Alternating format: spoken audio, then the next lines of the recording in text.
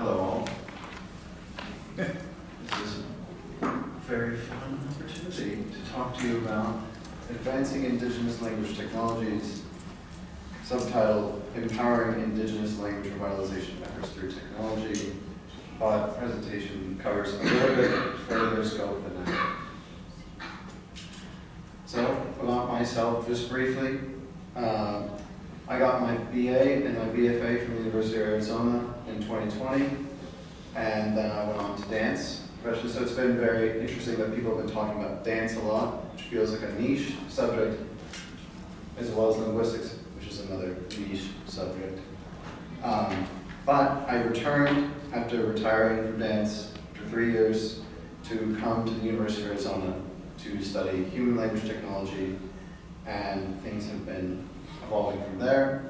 I've become interested in language revitalization, ethical/critical linguistics, obviously computational linguistics with the program in language technology, but also language acquisition through accelerated second language acquisition technique developed by Dr. Graymore and shown by my partner Shay.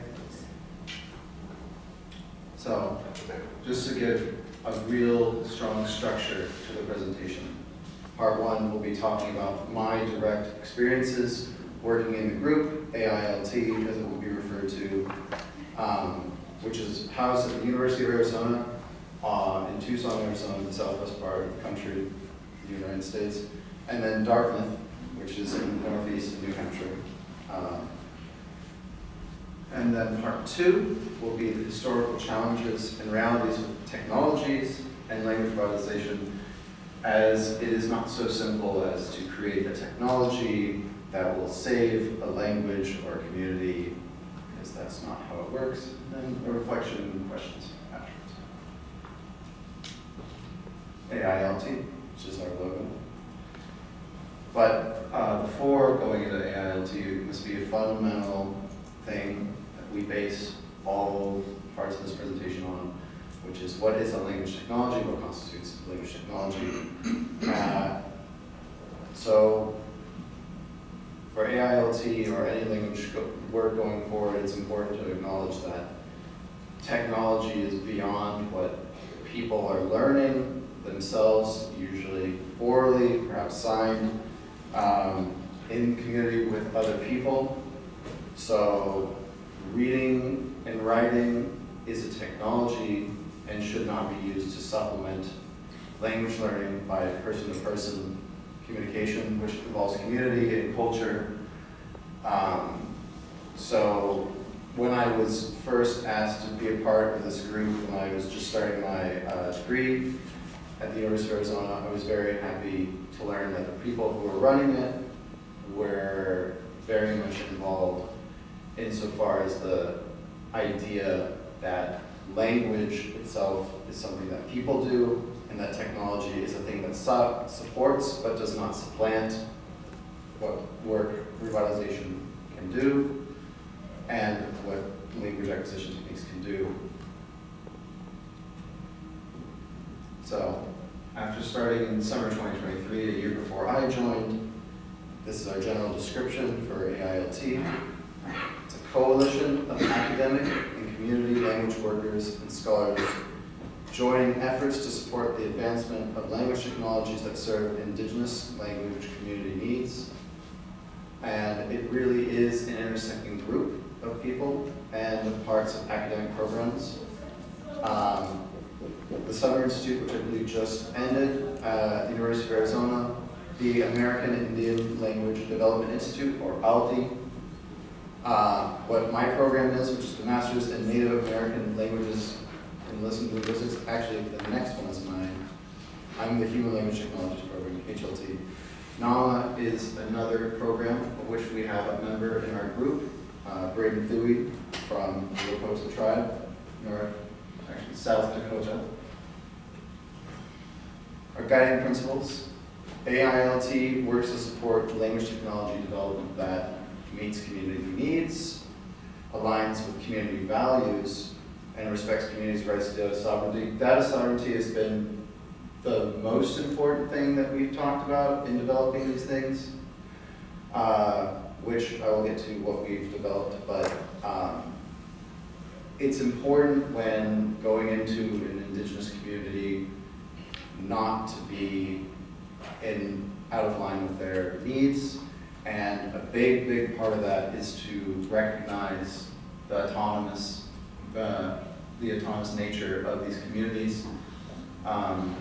And also to further clarify before I get back into what the material is as written,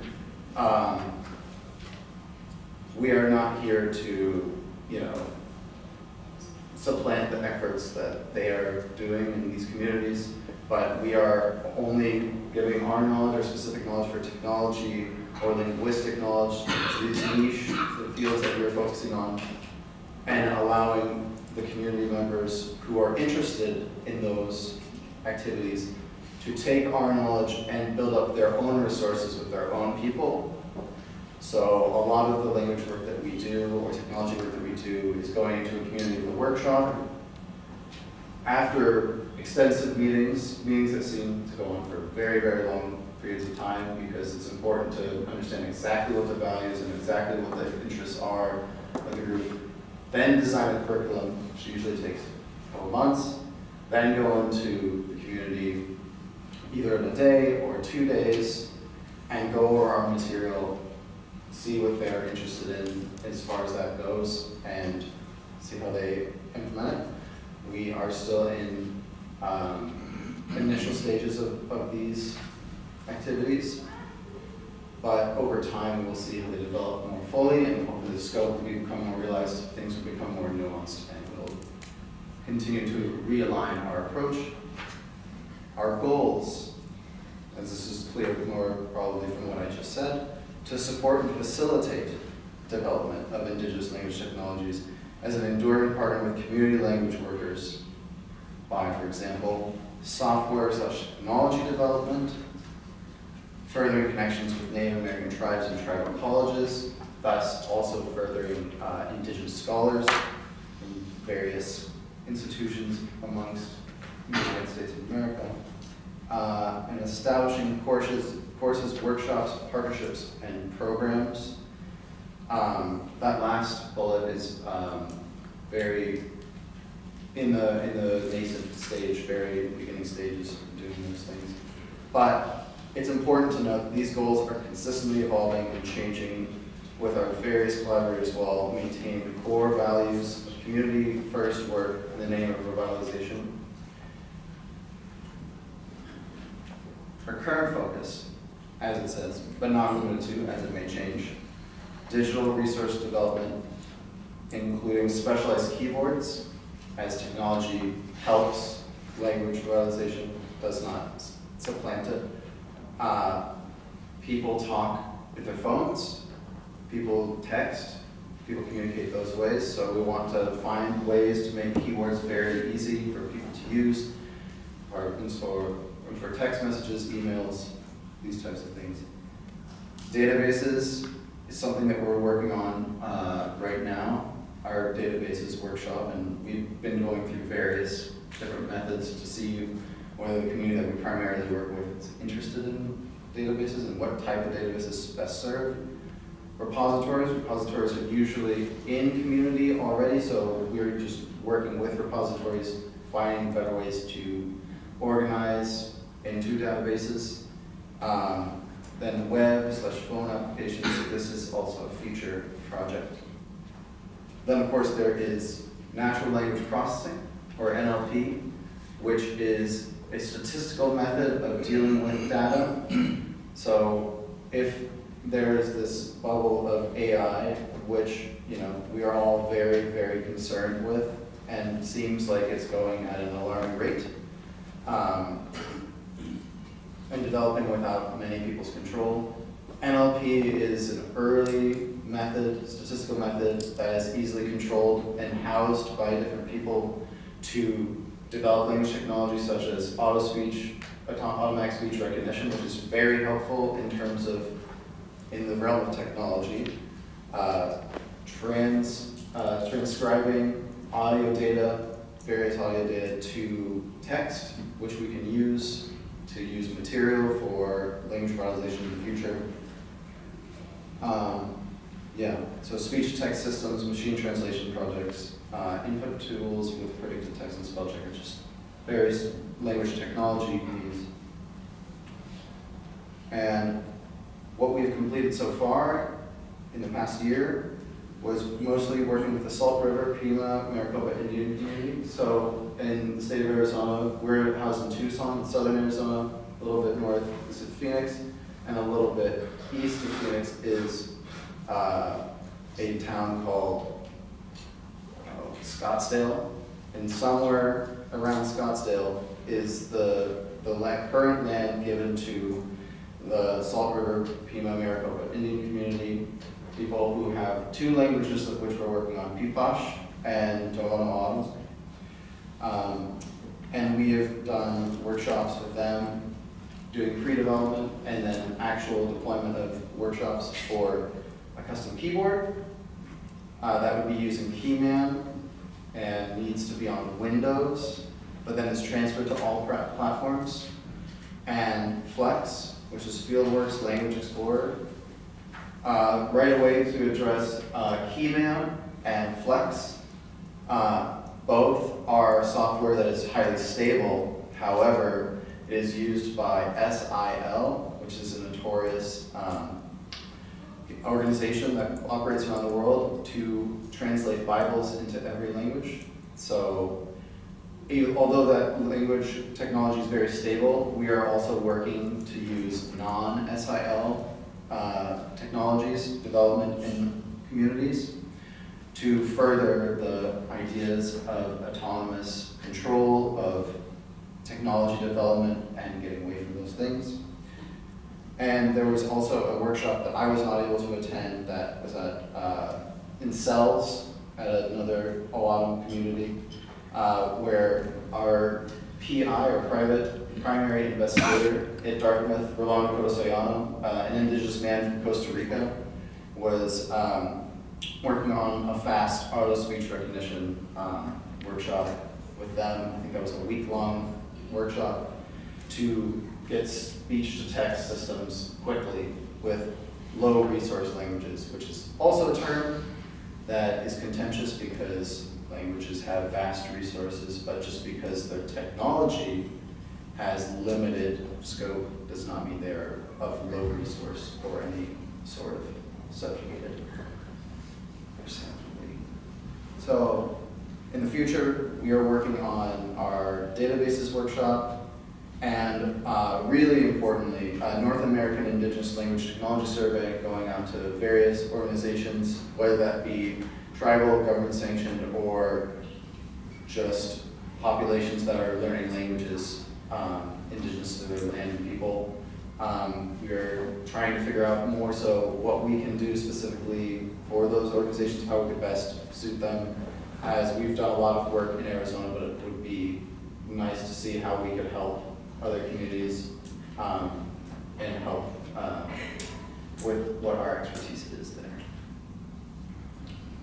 So just as a basic overview of what we did at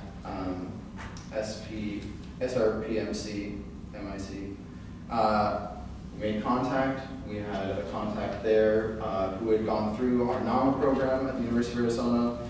Over time, we eventually got an in-person meeting, and we did a lot of pre-planning and talked about whether we even wanted to use technology from SIL, being that its reputation is that of homogenization through Bibles and Bible translation, which took a while, but once we got to the keyboard workshop, it was about 10 to 3, which is a really fast deployment rate. I explained how to use the software, made a keyboard, talking to elders about what they thought would be necessary, how to best design the keyboard for something that is the normal keyboard used in the United States. And afterwards, we were assessing what the pros and cons were. It's housed by them, so that reflects our value of data sovereignty. It's functional on all platforms now, and it is designed to be ergonomic for what keys are best used in Pipash and Day1. But, of course, it uses SIL software, which which is a keyboard creator through Microsoft as well. So for anyone who has a Mac or a Linux machine, that creates difficulties. Going on to part 2, which is more the reflection part of this presentation, historical challenges and realities with technology and language revitalization. The idea of creating a technology to help a language is a very, I would say, a very Western idea, and the reality is not so simple to help a language because of the approximately 7,000 languages that are spoken today. Some 2,500 are generally considered endangered, and even this figure underestimates the danger of digital language death in that 5% or less can ascend to the digital realm, like be housed somewhere on servers and well maintained. And that reality means that creating a language technology for Pipash or Tohono O'odham does have inherent problems in terms of its maintenance down the line, usually 5 to 10 years down the line when problems start to occur. This other figure talks about how different languages are represented in terms of their digital maintenance or their accuracy. And as you can see in all of these different applications, English is way, way at the top because English is somehow this language that everyone speaks. Everyone speaks across the world because of reasons of colonialism and whatnot. And then even a language like Spanish, which has colonized a huge portion of the world, is down here. And then other languages of the top 20 were spoken by many people because of policies that have made national languages for lands that were belonging to indigenous people. So when you think of a language like Tohono O'odham or Pipash, their likelihood of being represented accurately is very low. Just like this statistic as well, we're just again using the term low resource or under-resourced or resource-constrained languages, well-supported languages, really well, doing well, and languages with few speakers are not doing very well at all. In academia as well, to point out more problems with academia, in terms of citations, so general representation in this respected idea of knowledge and institutions of historical knowledge that are recognized by governments or organizations. There are 3,000 citations for English in NLP papers, and even with a language like Chinese, which is spoken by just as many people, if not more, there's 1,000 papers cited there. We get down to German, Dutch, Swahili. It's not very optimistic thing. It's not a very optimistic thing to think about these languages and their representation.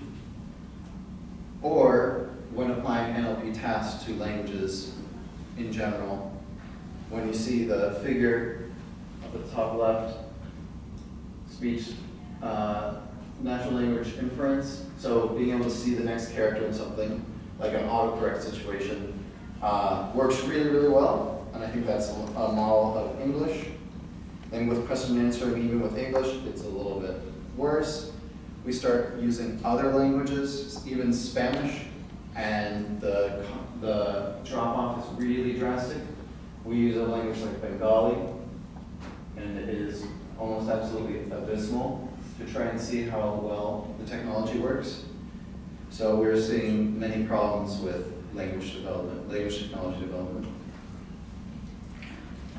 This is another really important bit. This is the last paper that I'm going to talk about, part 2. Talks about specific groups of academics which work with indigenous people to varying degrees.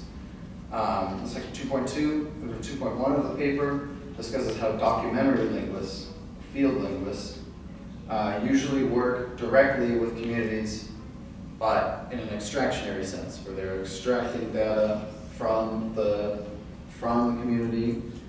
Some of these relationships have been positive, but it's truly not always the standard.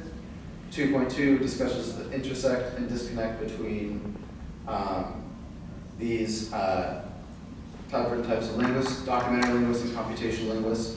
Computational linguists are usually in a silo, that is working by themselves and not working with documentary linguists. So there's a disconnect there, even from further removed from an indigenous community through documentary linguistics, through computational linguistics.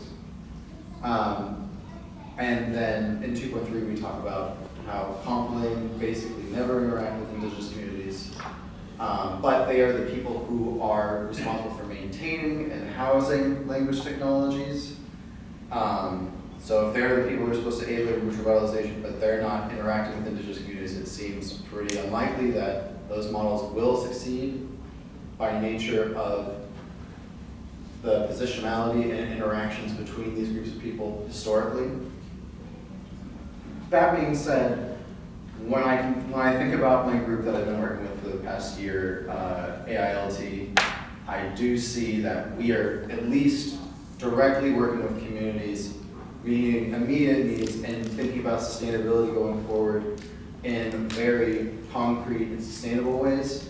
That being said, it's really, really important to be aware of what it is we're doing, our impact, and how much of an impact we're really making, to be honest with that.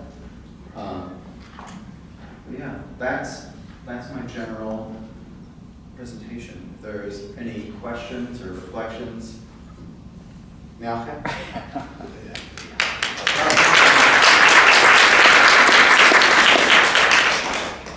So this isn't personal, but it is personal.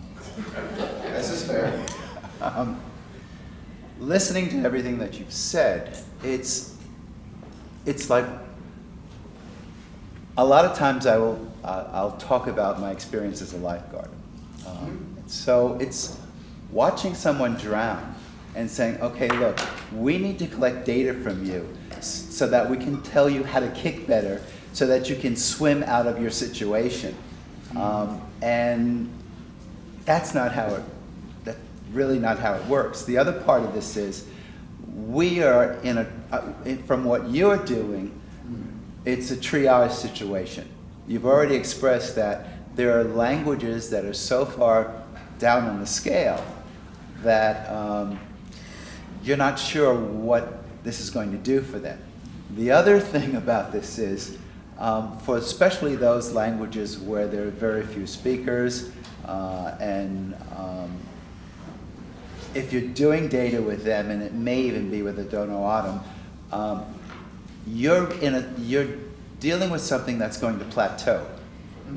So it develops so far with the people that you have, and then it plateaus.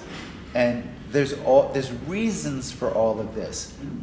And the question is, how do you get around all of that? Because if you're talking about revitalizing or rejuvenating a language, I tend to use the term rejuvenating to bring it back to its youthful state. If you're talking about bringing a language to that, one of the things that I've seen in my experience when you bring in these technologies, people rely on the technology to the point where that's it. All right, I'm not all great Christian, but I'll use a Christian analogy. You teach a person to be a fisherman. I think what is that thing that Christ said? Give a man a fish. Give a man Give a man a fish, he eats for a day. Teach a man a fish, he eats for a lifetime. Something. Yeah, something along those lines. So part of this has to do with then there's other things that actually are happening within the community itself that creates blocks and friction. When I deal with communities and they have problems with just creating a new word that has to deal with with things that are happening in modern society.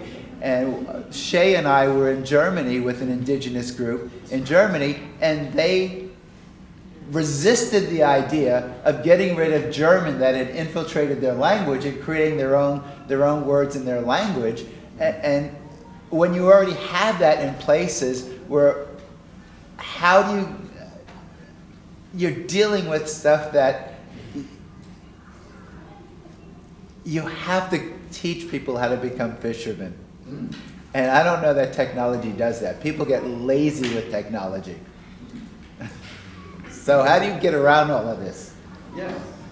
No, this is true. I mean, I think that is why I preface it as it supports but does not supplant. And even though I say support, I mean, if your community is healthy and there are speakers and there are new speakers and people want to speak this language or are speaking it and using it to express themselves as they would in everyday speech, then a technology does really support or help those communities. But communities that don't have speakers, and that's actually something that when we were going to do the workshop in New Mexico, Shay and I, at one point Mathis was like, oh, maybe you could do a talk about AILT or do a keyboard workshop. And from what it seemed like with the Jicarilla Apache community of Dulce, New Mexico, northern New Mexico town right next to the border of Colorado, it did not seem like they had a strong speaker base. They had elders of different dialects who speak the language,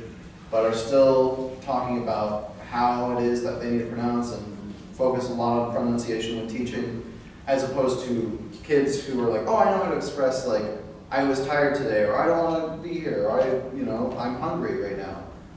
They didn't have speakers like that. So why would I do a keyboard workshop if they can't speak? Right. So yes, that's inherently why I say support, and honestly is only, in my vision of how to work with technology in Indigenous communities, only for communities that are healthy insofar as speaker bases. Well, yeah, that's the triage part. Yeah. Other questions or thoughts? Yeah.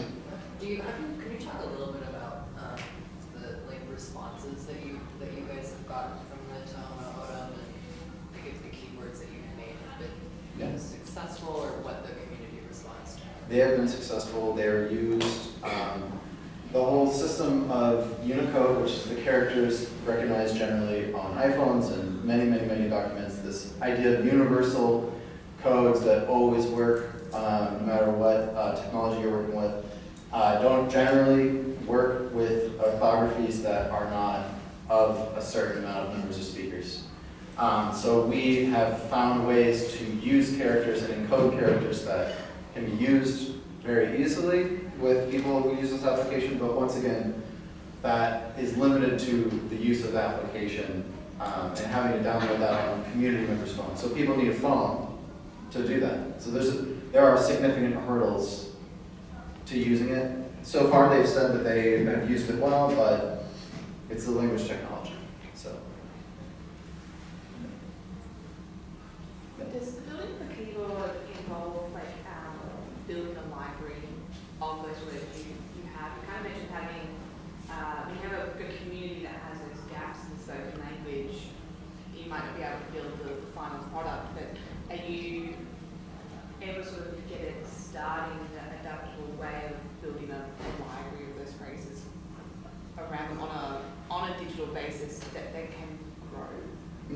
So the idea of having orthography is itself, this technology. So if this happens, if you have an orthography and you have an agreed upon orthography, which historically lots of communities have various orthographies created usually by people coming into a community to make some sort of syllabary or sound system for the language.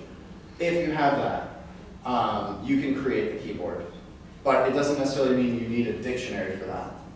Usually if you do have an orthography, you'll have some dictionary that probably a linguist came into the community and made a dictionary with varying degrees of accuracy for that community. So there should be a way to be able to get those phrases recognized by this orthography. Usually, if people are focused on having a repository that has a dictionary or something like that digitized, by using the keyboard, we should be able to recognize all the characters that are in that repository by the way that we make the keyboard. Does that answer your question? And it was more just if you had that speed bump in developing it for the like, if there wasn't ever Bridget, do you? I was thinking that how do you pause that to come back to it so that you don't end up with the work done? Like have you had that? Can you talk about the successes that you had? Where as we look at that language depth and if there's bumps, how do we keep something there so there's something for later? Well, I think that the nature of these technologies is they, at least historically, because they've only been around for so long, die faster than written documents that we have and have had for thousands of years.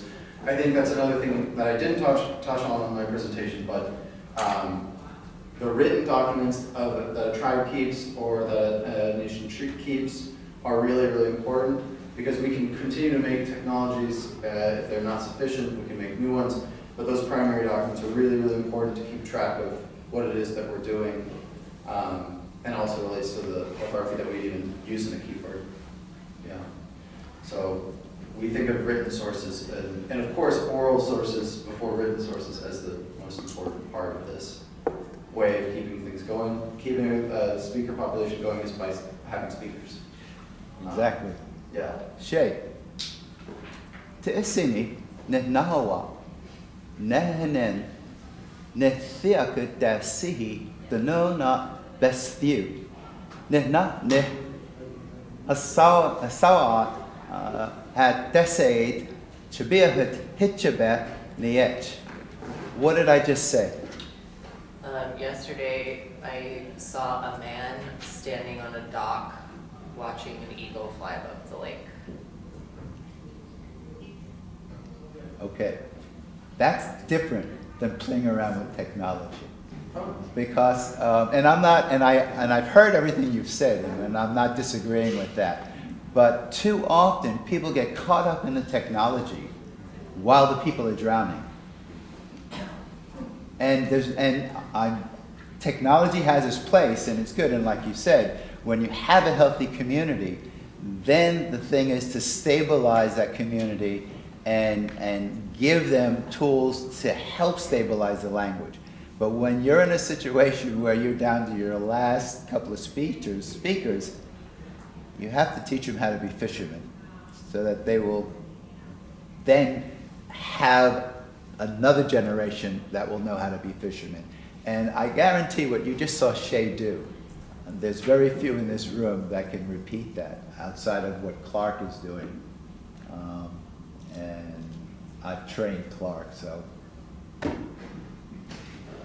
And I put a spin on that. I put a spin on that, which was different than what Shay had heard before. Yeah, I can tell. Yeah, but she translated it properly. And any other questions, or is it lunch? Yeah. So let's eat fish.